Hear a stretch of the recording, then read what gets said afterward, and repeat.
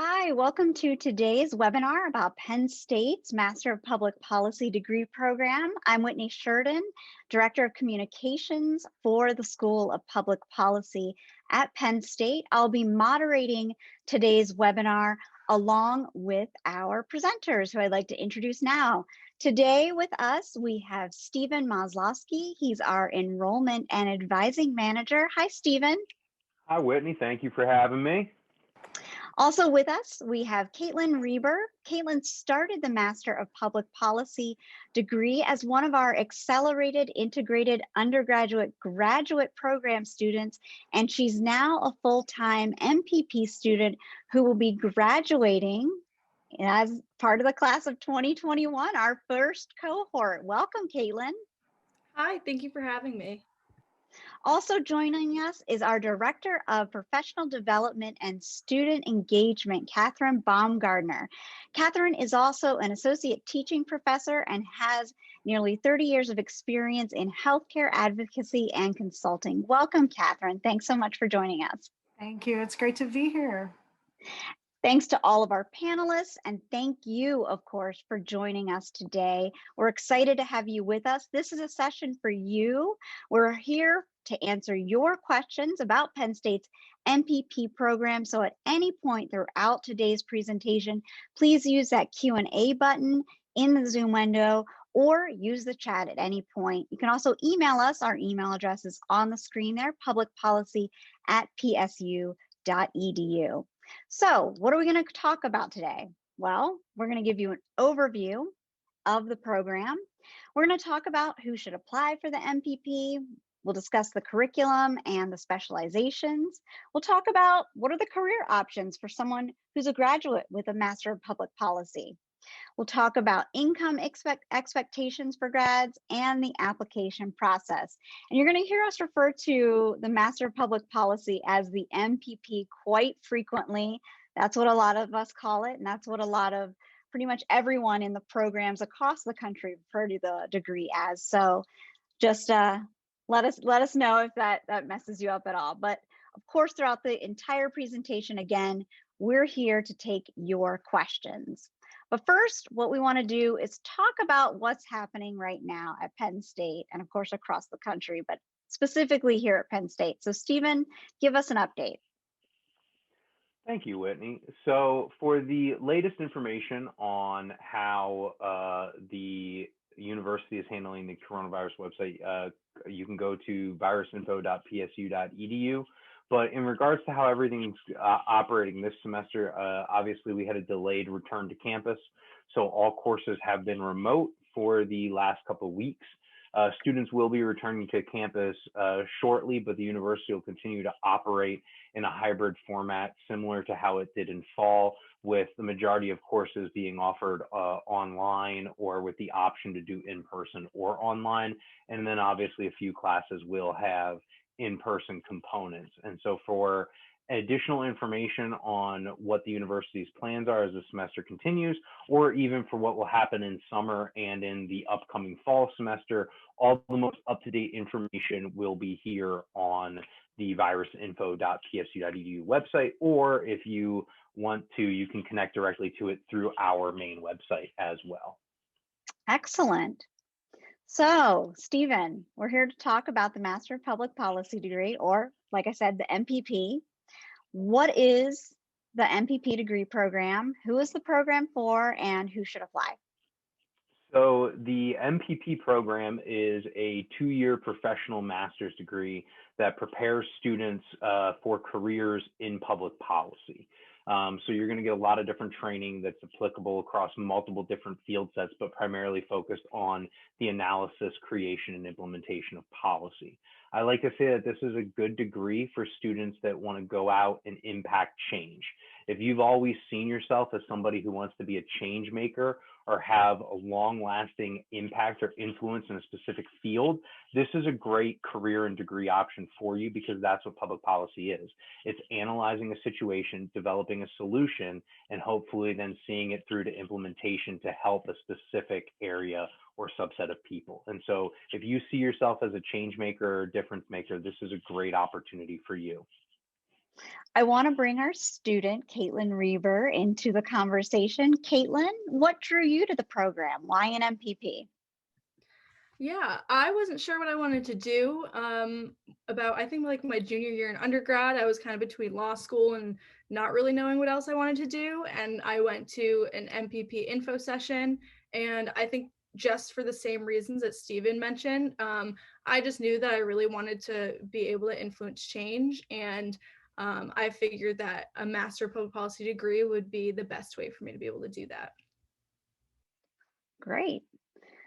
So let's talk a little bit more about the program, Stephen. How is it structured and what's the curriculum like? So the way that the program is structured is that the majority of students will take their core policy curriculum in year one. And these courses are going to focus on the design, adoption, implementation, and evaluation of public policy. So you'll get statistics for public policy 1 and 2. You'll get public finance and budgeting, policy analysis, policy process, kind of really the core understanding of how policy works and operates. And the reason for that is that we want our students to have a great background when they jump into their professional internship. So the way that the curriculum is set up is students do that core curriculum in year one. And then in the summer between years 1 and years 2, our students will do a professional internship. And so that core curriculum is going to prepare you so that you can go and do that level of work. And then when students come back, they are able to then have some flexibility in their schedule in regards to selecting a policy specialization, which we'll get into more in a little bit, and then also working towards the capstone experience, which Catherine will explain about a little bit later as well. But that's essentially your culminating experience of the program. So when you leave this degree program, you'll have the master's degree, the internship, and the capstone project to go and present to potential employers in your chosen field. And we'll talk more about the internship as well and the capstone, because I want to ask Caitlin about what she did for her internship and what her capstone plans are, because I understand she's working on that now. And I want to remind everyone that we are taking questions throughout the presentation, so don't hesitate to use that Q&A at any time throughout the talk. So, Stephen, specializations, talk to us a little bit about this. Tell us a little bit about the program and what makes it unique, especially with regard to the specializations. So one of the unique things about our program is the fact that there is so much flexibility in terms of where you can choose to specialize in terms of your policy focus. And so the way that the degree is set up is every student is required to complete 4 elective courses in a specific policy specialization area. One of the nice things about being at such a large university like Penn State is we have access to all sorts of courses across multiple different disciplines and curriculum areas, which allows us to have these flexible options for you to specialize. And as you can see on this slide, we already have a great deal, but students can also work with us to develop and choose their own specialization. So if you're looking at this list and you're not seeing something that fits with what your potential goals are, all you have to do is contact and work with me and our assistant director to essentially create your own specialization. And we work with you and other departments across the university to find courses that would make up those electives that you could take to create your own specialization. Another nice thing is as you're looking through these specialization options on this slide, you can go to our website and actually click through the specializations and see sample courses that you could potentially take in those areas. They're not complete lists, as there's always new courses that are being added and that we're getting approved, but at least give you an ability to see where you might want to specialize in based off the type of classes that are offered in that area. And so that's essentially how the specializations work in regards to the curriculum. And Stephen, correct me if I'm wrong, but also with regard to those courses, we're also working with you to make sure you're getting the curriculum that helps you meet those career goals, right? So Absolutely. we want to make sure like you're choosing the courses within that specialization that are going to help you get the skills that you need for that job that you're looking to get. Correct. And one of the other nice things about the program is you don't have to come in with your specialization chosen right away. you have time to explore once you get into the program to see. I usually tell students that you kind of have to have a good idea about what you want your specialization to be right around this time. So second semester, early to mid-February, because you'll be doing scheduling, obviously, for fall semester in March. So you have almost a little bit over a semester once you're here to explore a little bit more in depth and see essentially which option might fit best with you. And obviously you can change it. I mean, you could set up an internship in a specific area and you start going and doing that and you realize it might not be what you want to specialize in. And then all you have to do is reach out to me and we can quickly change your fall schedules to get you electives in a different specialization area. And then obviously you would work with Catherine to have a capstone project that aligns more with that new one. So you have time as you go through this program to explore what your interests are and what you think might propel you to that career that you want. I want to talk about our program for Penn State students that Caitlin started her work with us in, which is the Accelerated Integrated Graduate Program for Penn State students. And this relates to her specialization. So spoiler alert here. But she's also doing some other work outside of that specialization, I believe. So I want to get her to weigh in on this after this. But if you could briefly, Stephen, tell us what the IUG programs for short, because that's a mouthful. Yes. Tell us what these are, and then we're going to talk to Caitlin a little bit. So the acronym for this is known as IUG. So I will say that going forward instead of the super long title that Whitney was gracious enough to read out. And so if you are a current Penn State student and you are in the BS program in sociology, criminology, HPA, or the poli-sci BA, you have eligibility to essentially start the master's degree during your senior year. So if you're a high achieving student in one of these degree programs at Penn State, which means around a 3.4 GPA or higher, during your junior year, you meet with me, you meet with your undergraduate advisor to talk about if this works with you. You can even start talking to your undergraduate advisor in first or second year. But how the program works is you would apply during your junior year, as long as you meet the criteria and you have the letters of recommendation from faculty within that program. So you would need 2 letters of rec from faculty within your specific major.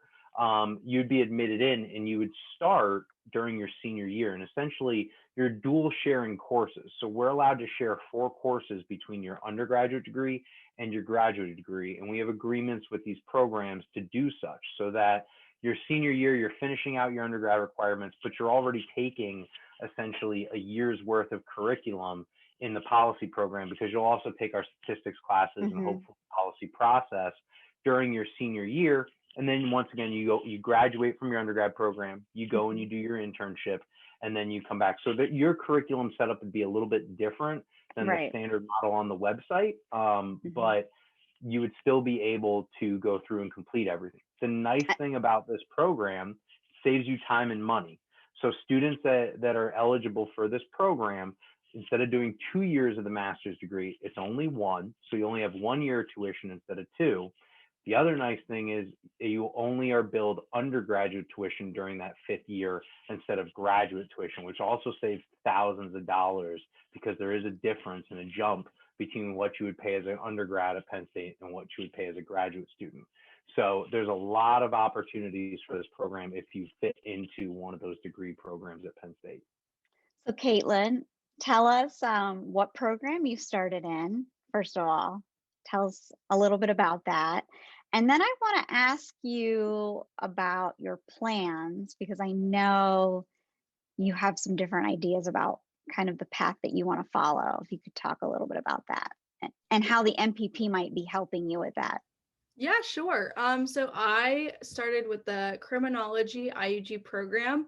I was a little nervous for it at first, didn't know what to expect from grad classes, but it just worked out really well with the credits that I still had left for my last year of undergrad, and I was able to start my grad classes. So I think an IUG program is a great way to go if you're sure that you want to pursue something like post undergrad.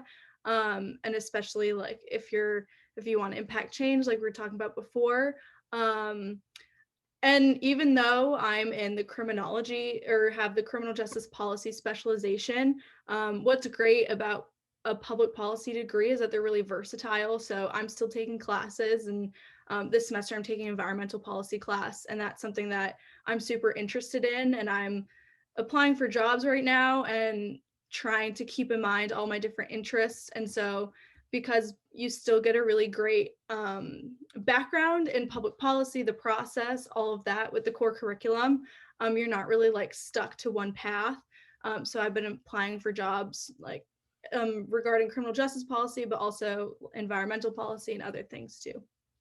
Perfect. I've talked to you about this before, so I knew kind of where you were going with that. Great. Let's talk a little bit about careers, because something that, when you're going to invest in a graduate degree, you want to know if this is going to be a great return on your investment.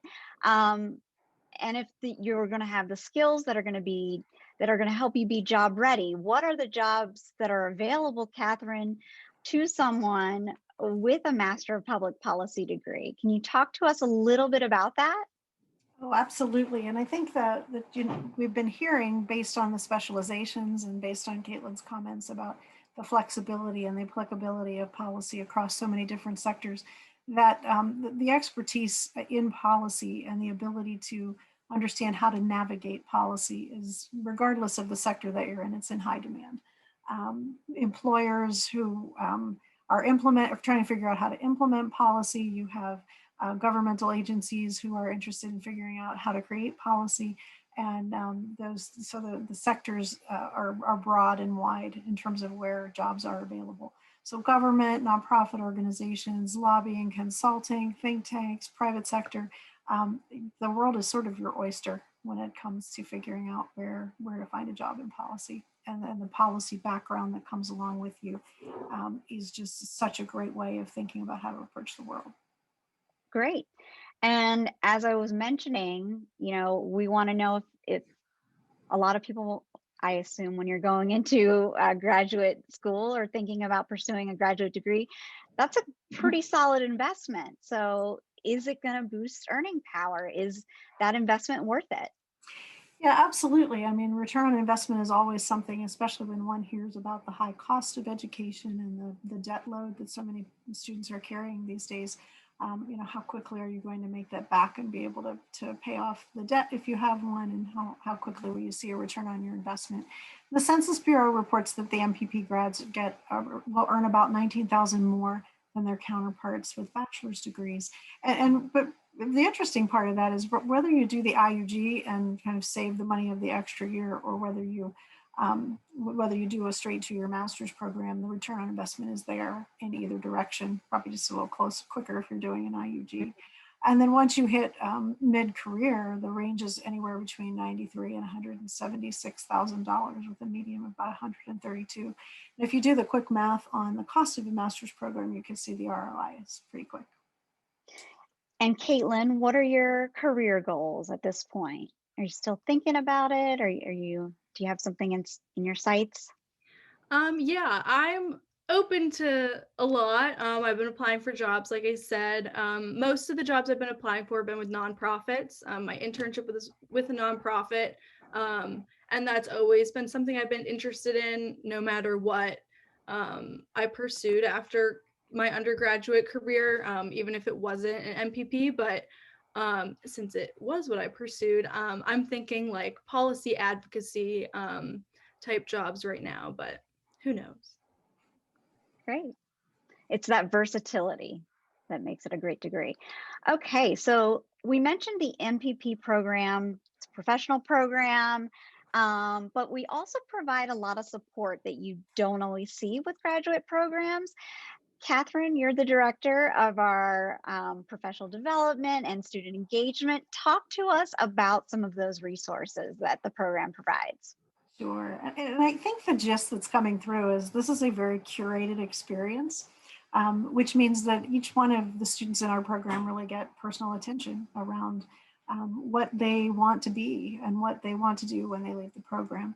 And so we do, our goal is to make sure that students are job ready and that they have a compendium of things to demonstrate that they are not just, they already know how to apply the theory to the practical world. And so we do that in a number of different ways. As Stephen mentioned earlier, we have an internship placement program, and that occurs between the first and the second year in that summer.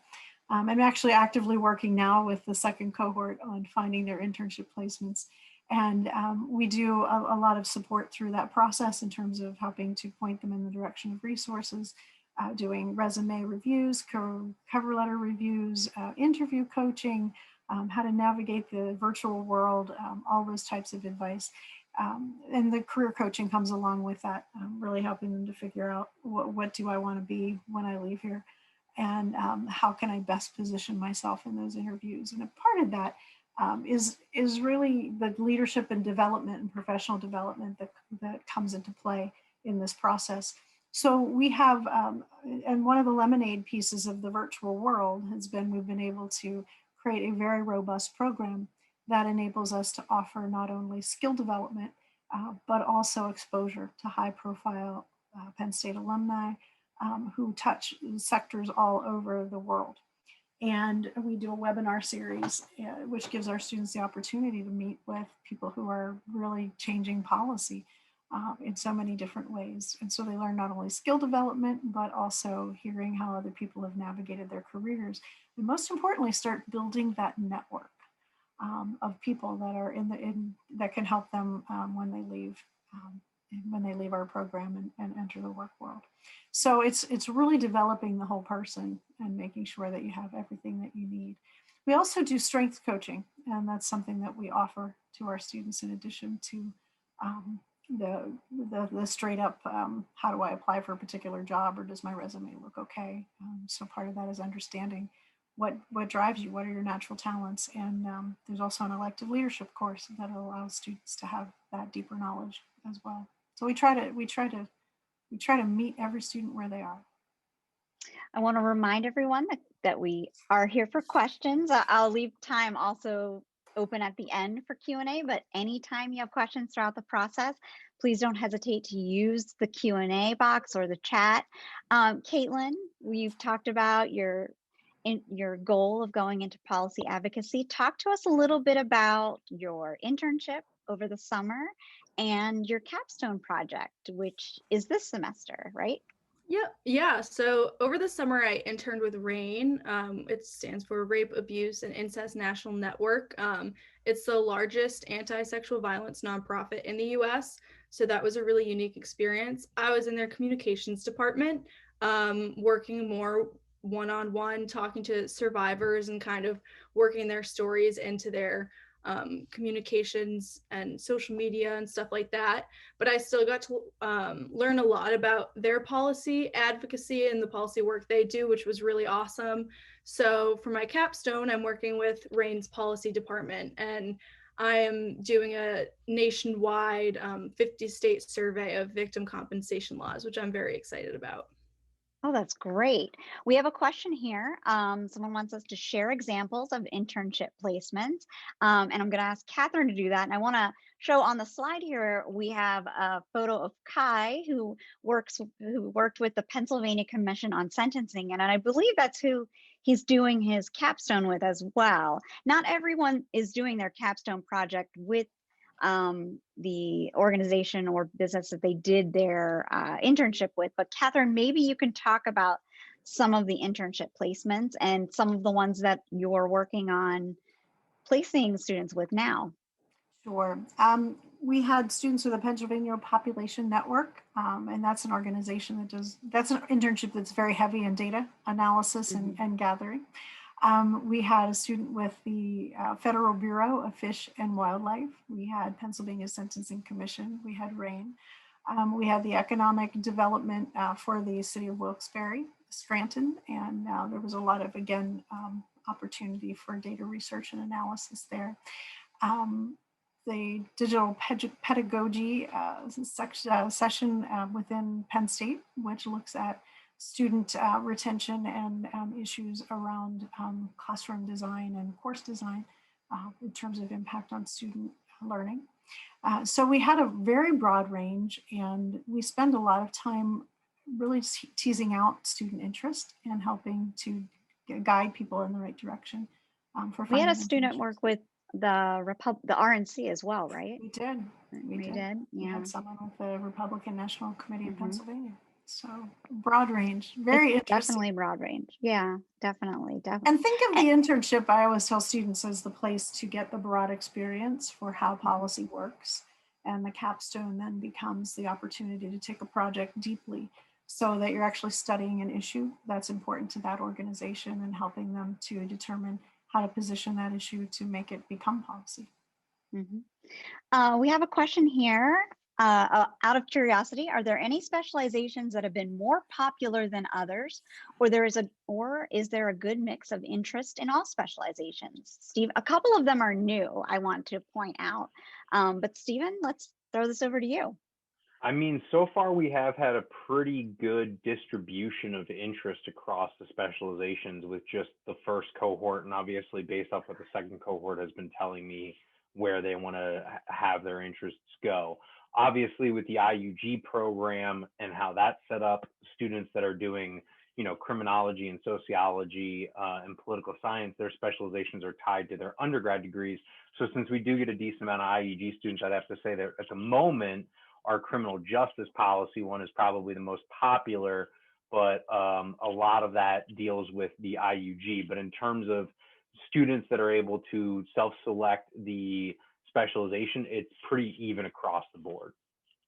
And again, we've just created the gender equity and policy specialization, racial justice and equity, as well as the environmental policy specialization. But one of the great things about our program that makes it unique is that we have that option of designing a specialization with Stephen and with our faculty to meet your own career goals, which is pretty cool. So you can always reach out to Stephen at any time. The email address is publicpolicy@psu.edu if you want to find out more about that. So Stephen, we've heard about the program. We've talked about specializations and curriculum. What's next? How do you apply? So next steps, if you are interested for the program, is to start your application, and you can do so by going to gradschool.psu.edu or to our public policy website and clicking on apply. And so if you are interested in applying for a fall semester, you still have time. You're not too late. We accept applications usually up through the end of June for a fall start date. I do recommend that if you are looking at the fall semester, you will want to get your application in, if possible, by March 15th. That is the deadline to be considered for any potential funding opportunities, which we can talk about a little bit later. But in terms of what the application requires, we require that students have around a 3.0 minimum GPA. We require 2 letters of recommendation. So if you are a current student or a recent graduate, we like for at least one of those letters to be from a faculty member who can attest to your academic capabilities. If you're a working professional who's been out of school for 2 or more years, it is okay to just have professional references from your career and your workforce. Even if you're an IUG applicant, both letters have to be from faculty, preferably both from the undergraduate major that you are in. So that is the first 2 steps in the application process. And then finally, we just require that you submit a 1,500-word personal statement. And this is your chance to tell us your story. What has motivated you to pursue a career in public policy? Maybe what you're looking to try to do with the degree, maybe what your long-term goals are, maybe some experiences that you've had that have taken you to this point. It's really your chance to craft your narrative. And those are the 3 things that we look at when evaluating an applicant. We don't require any graduate exams, so no GRE, no GMAT. We do a full holistic review of every applicant. If you're interested in what application deadlines are, you can go to publicpolicy.psu.edu, apply. And those deadlines are pretty standard year by year. So if you're not looking to apply this year, those deadlines will most likely be very similar for next year as well, so that you can start planning for your future application. And anybody that's here today that is looking to apply for fall, you actually are able to get a fee waiver on your application that we were able to get set up going forward. And so if you are applying and you haven't finished your application yet or paid your application fee yet, you can use PSU Policy 2021, with the PSU being capitalized, and that will waive the application fee for you. If you are looking to apply in future years, we're going to have your information that you attended this webinar. So whenever you're getting ready to apply, all you have to do is reach back out to me to get the new waiver code for next year. So something to keep in mind if you are a year or two away from applying, that because you've come to an event, you will qualify for an application fee waiver. Great. We have some questions coming in that I want to get to. Stephen, has there been an increase in the number of applications for fall 2021? So with the pandemic and all of the obstacles that it has thrown in place, I'm happy to say that we are on pace actually with where we were last year with applicants, which we are pretty happy about, considering the limited ability to actually go out and meet with students and recruit. So we're on the same kind of time frame in terms of applications, the number of applicants, and the competitiveness of the pool. Okay. We just mentioned that fee waiver. There's someone asking, what if you already applied and paid the fee? So unfortunately, if you have already applied and paid the fee, there's nothing that we can do at this moment. This was something that we had to wait for approval on, and it took a little bit longer than we expected. So I apologize if you already had paid the application fee. Unfortunately, there isn't anything that we can do on our end. And once again, I am sorry about that. He's saying all good. That we did just get that news. Yeah, I think on Monday. I think it was either Monday or the middle of last week. We got full approval from finance that we could do this. So it's been a very quick turnaround. So I apologize to anybody who's already applied, but we do appreciate that you've already looked at the program and submitted an application. We really do. And we have one here, currently a grad student in SIA PSU, graduating this summer. Congratulations. Congratulations. I know. Do you require an unofficial transcript to be submitted?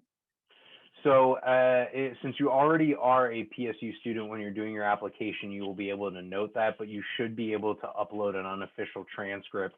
You will have to do that as part of the application process. But one of the nice things is it's pretty seamless, I think, for current Penn State students to get their transcripts up into the grad application system. But we would have to see it just to confirm the courses that you've taken and where your GPA sits. And then obviously once you graduate from SIA, if you were looking to pursue the Master's in Public Policy, you would then need to submit a completed you just have to let the graduate school know that you've graduated, and they'll pull your completed transcript for you because you're an internal student. Great. Again, still taking questions. So we've talked a lot about the MPP degree, but why choose Penn State for that degree?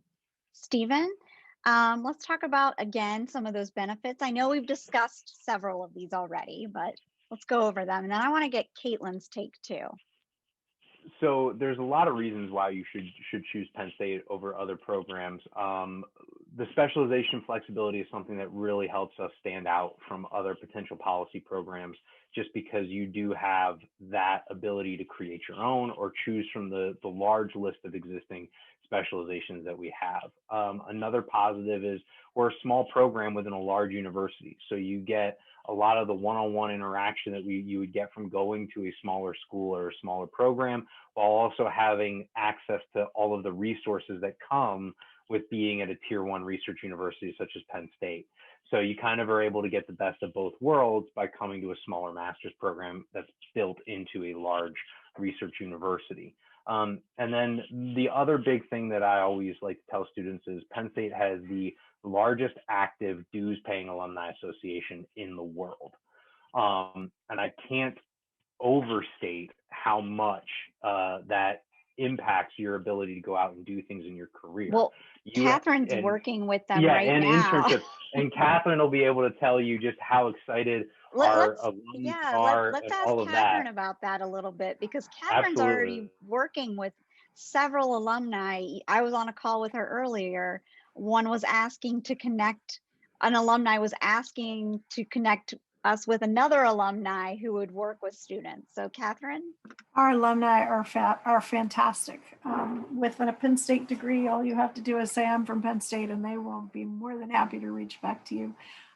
They've been a wonderful support to the program, even though we're so brand new. So we have alums who are willing to speak. We have alums who are networking with our students. We've actually had a couple of alums that have been instrumental in helping students to get internship placements already this year, and are hiring interns as a result of working with our program. So our alumni have been amazing, and you have a ready connection to more than 500,000 people when That's you become a Penn State alum. perfect. And the other Caitlin? nice thing, Oh, sorry. I was just gonna say, the other nice thing about the Alumni Association is there are chapters in every major city in every state, and there are Penn State alumni chapters in most countries across the globe. So no matter where you go, once you leave the program and the university, you have instant ability to connect with fellow Penn Staters that can either just, connect with you from the social side or the professional side. So Caitlin, you were an undergrad student, now you're a graduate student.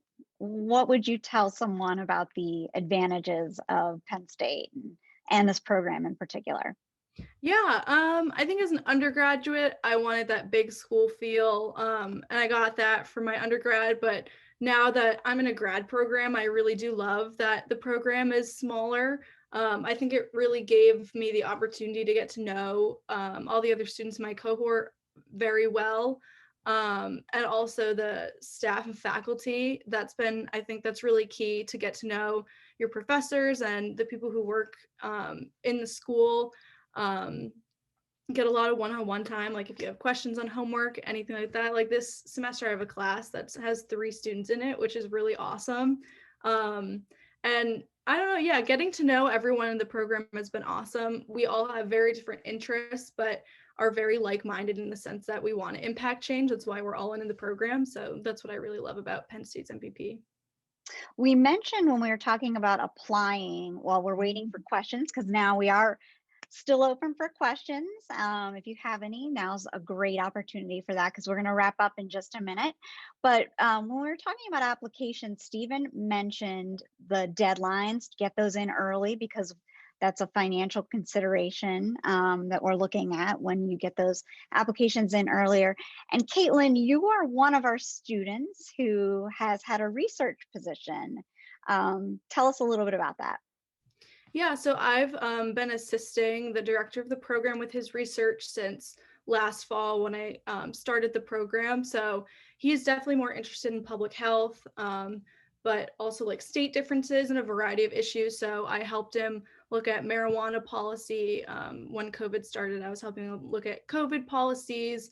And this year I've been helping him with state prison mortality issues, which has been really, really interesting. So that's been a great experience to kind of hone my research skills and definitely develop skills in other areas related as well.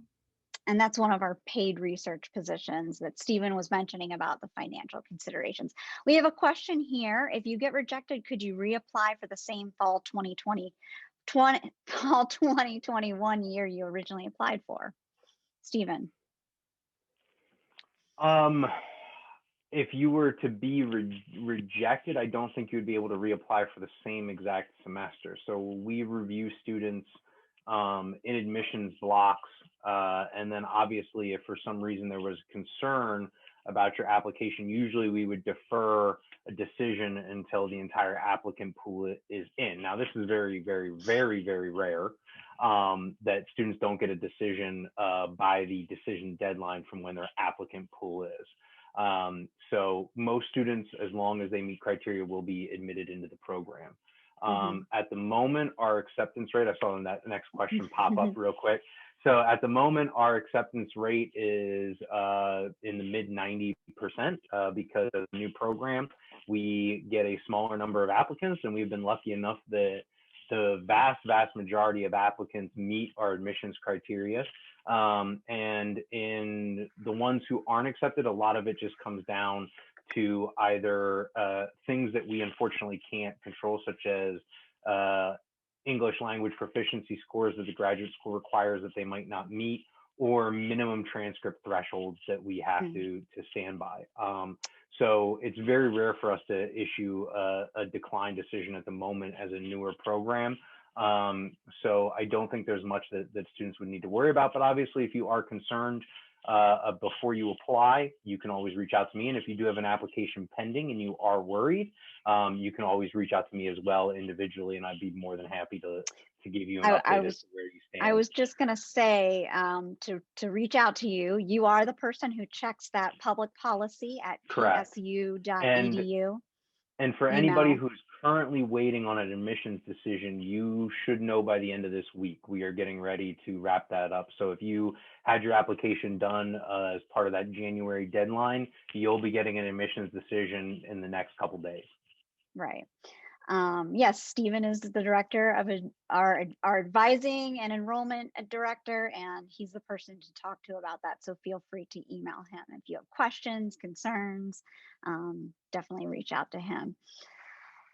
So we are still open for questions. If there are no more, I want to thank everyone for joining us, and thanks to our panelists. We have Stephen Maslowski, our enrollment and advising manager. Also, Caitlin Reber, MPP student class of 2021, and Catherine Baumgardner, our director of professional development and student engagement. And thank you for joining us. If you have additional questions, visit our website, publicpolicy.psu.edu, or contact us anytime at publicpolicy@psu.edu. Also, check us out on social media. Thank you so much, everyone, for joining us, and have a great day. Thanks, everybody.